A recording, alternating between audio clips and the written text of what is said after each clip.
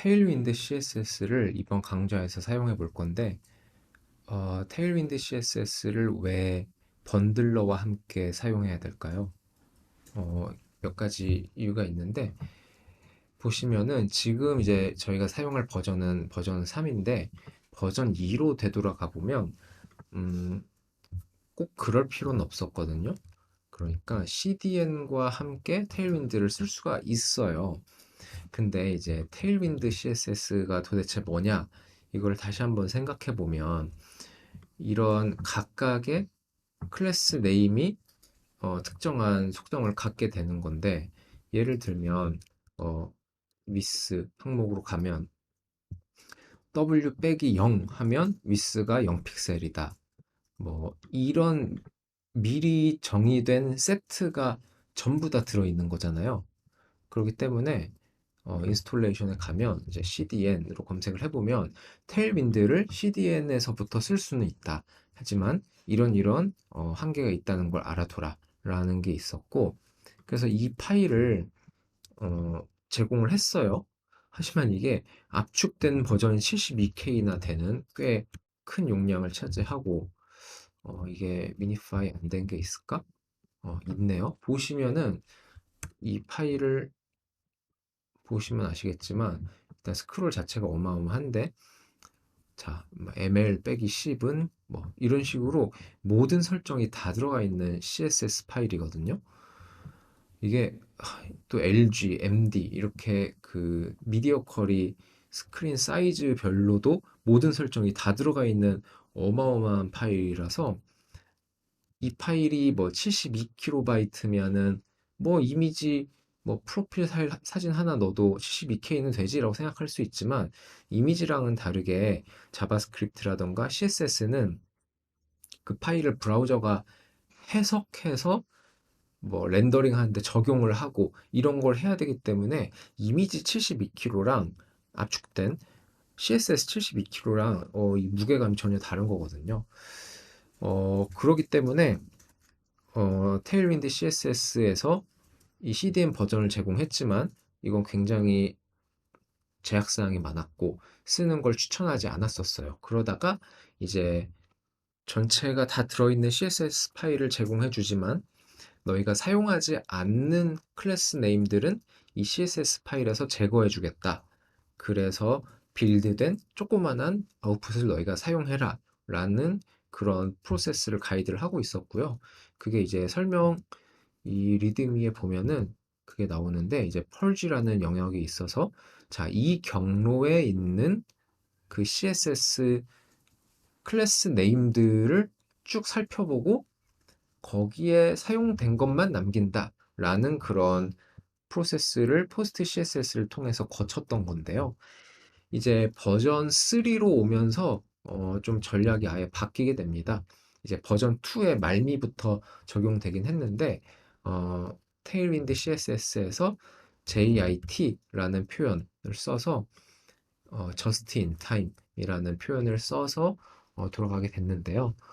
무슨 말이냐면 테일윈드 CSS가 우리가 개발하는 이제 npm run dev 뭐 이런 명령을 쳐서 개발을 하고 있는 그 상황에서 우리가 사용하는 클래스 네임을 보고 그걸 가지고 어, 사용하는 CSS 파일을 만들어 주는 거예요. 그러니까 아까랑 반대인 거예요. 아까는 전체가 다 있는데 너희가 쓰는 게 요거지 해서 나머지를 펄지 지우는 방식이라면 지금은 just in time 네가 쓰는 걸 그때그때 우리가 추가해 주겠다. 이제 그런 방식으로 바뀌었고 그러다 보니까 빌드 툴은 필연적으로 필요할 수밖에 없겠죠. 그래서 테일윈드 CSS를 사용하는 프로젝트에 정작 테일윈드 관련된 클래스명을 아무것도 안 쓴다면 아웃풋으로 생성되는 style.css, 뭐 app.css 파일은 텅빈 파일이 되겠죠.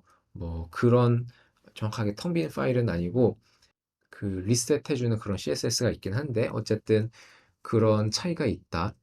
그러다 보니까 테일윈드는 번들러와 함께 사용할 수밖에 없다. 라는 걸 말씀을 드리고 싶었고요. 이 강좌에서는 제가 CSS를 작업하는데 큰 노력을 기울이진 않을 예정이에요. 자바스크립트 강좌다 보니까 거기서 시간을 많이 쓰면 안 되겠죠. 그런데 제가 테일윈드 CSS가 가장 익숙한 편이고 가장 빠르게 쓸 수 있기 때문에 이거를 쓰는 게 강좌 도중에 CSS 때문에 시간을 많이 잃어버리지 않을 방법이 될 거고, 그러다 보니 테일윈드 CSS를 쓰니 무언가 번들러를 사용하는 게 이번 강좌에는 더 적합하겠다라는 생각이 듭니다.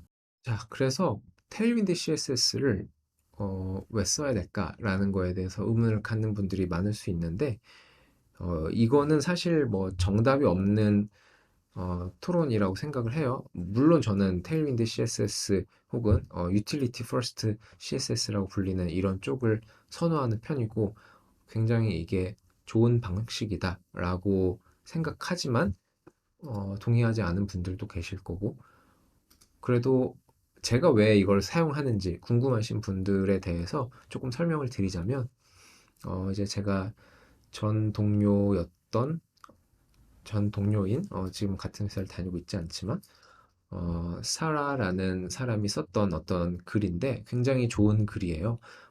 스크롤이 꽤 길긴 한데 어려운 글이 아니고 막상 천천히 읽다 보면은 그 예제가 굉장히 잘 돼 있어서 그런 것만 잘 따라가도 이해하기가 굉장히 쉽거든요. 근데 한번 예를 들어 봅시다. 여기에 있는 예제가 뭐가 있냐면 카드라는 클래스명을 가진 스타일을 작성을 한다고 쳐요. 이제 조만한 카드를 그리는데 거기에 우측 상단에 리본이 들어가 있는 그런 카드예요. 그래서 점 카드라고 만들었고 어, 그런 디자인을 다 했다고 쳐요. 근데 디자이너가 리본을 좌측 상단으로 옮겨달라라는 요청을 하는 거예요. 근데 작업하고 있는 도중에 옮겨달라는 요청이 들어오는 게 아니라 이미 작업을 했고 그 카드라는 클래스가 여기저기 한 10군데에서 쓰였고 배포가 다 된 상태에서 근데 그 10군데 중에 한 5개만 좌측 상단으로 바꿔달라 라고 하면 이제 여러분은 어떻게 접근하시겠어요? 이게 카드라는 클래스명이 있으면 보통 그 카드라는 div가 있을 거고 그 안에 뭐 파라그래프가 있을 수도 있고 뭐 스팬이 있을 수도 있고 그러다 보니까 CSS는 딱 점 카드 하는 그 블럭만 작성하게 될 게 아니라 뭐 점 카드 띄고 점 어쩌고 뭐 이런 식으로 꽤 그 줄줄이 되는 CSS가 있을 건데 그럼 일종의 CSS를 리팩토링 해야 되는 거잖아요. 그러면 10개 중에 5개만 우측 상단에서 좌측 상단으로 옮겨야 되는데 자, 그러면 할 수 있는 전략이 두 개가 있어요. 뭐냐면 어, 뭐 카드 with left ribbon 뭐 이런 클래스명을 따는 거죠. 그래서 그 리본을 아니 그 클래스명을 덧붙이면 우측 상단에 놨던 리본을 취소시키고 좌측 상단에 그리도록 하는 뭔가 그런 CSS를 작성하는 방법이 있어요. 혹은 카드라는 클래스를 애초에 그냥 바꾸는데 리본이 없는 디자인으로 바꾼 다음에 카드 with right ribbon, 카드 with left ribbon 이렇게 두 가지를 덧붙이는 식으로 그렇게 리팩토링 하는 방법이 있겠죠. 근데 이게 그렇게 했어요. 근데 왼쪽 리본인데 조금 큰 사이즈의 리본 혹은 어떤 특정한 색깔의 리본을 하고 싶어 한다. 이게 요구 조건들이 생기면 생길수록 우리가 생각했던 그 추상화된 수준이 다 말이 안 되게 되기 시작해요.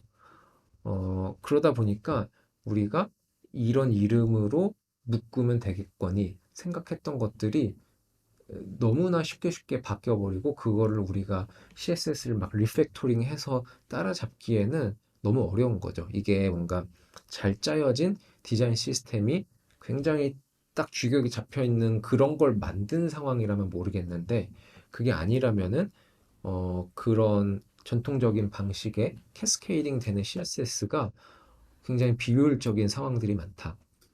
그래서 utility first CSS 방식을 따라서 그냥 각 엘리먼트에다가 걔가 가져야 될 스타일을 클래스 네임으로 지정해주는 그런 식의 의도로서 테일윈드 CSS가 utility first CSS를 표방하는 그런 툴들 중에서 가장 잘 돼서 지금까지 우리가 이렇게 쓰고 있는 거죠. 그런 의미에서 이번 강좌에서도 저는 계속 써볼 예정이고 이번 기회에 이제 한번 써보실 분들은 웹사이트를 가셔서 조금씩 따라해 보시는 것도 좋을 것 같고요. 뭐 아니다, 나는 발을 들이고 싶지 않다 하시는 분들은 괜찮습니다. 그냥 제가 하는 강좌를 따라 하실 때 디자인만 안 하고 따라 하셔도 되는 거잖아요. 혹은 뭐 디자인을 그냥 직접 그냥 CSS를 하셔도 되는 거니까 그거는 자유에 맡기도록 하고 일단 테일윈드를 제가 사용하는 이유에 대해서 설명을 드렸습니다.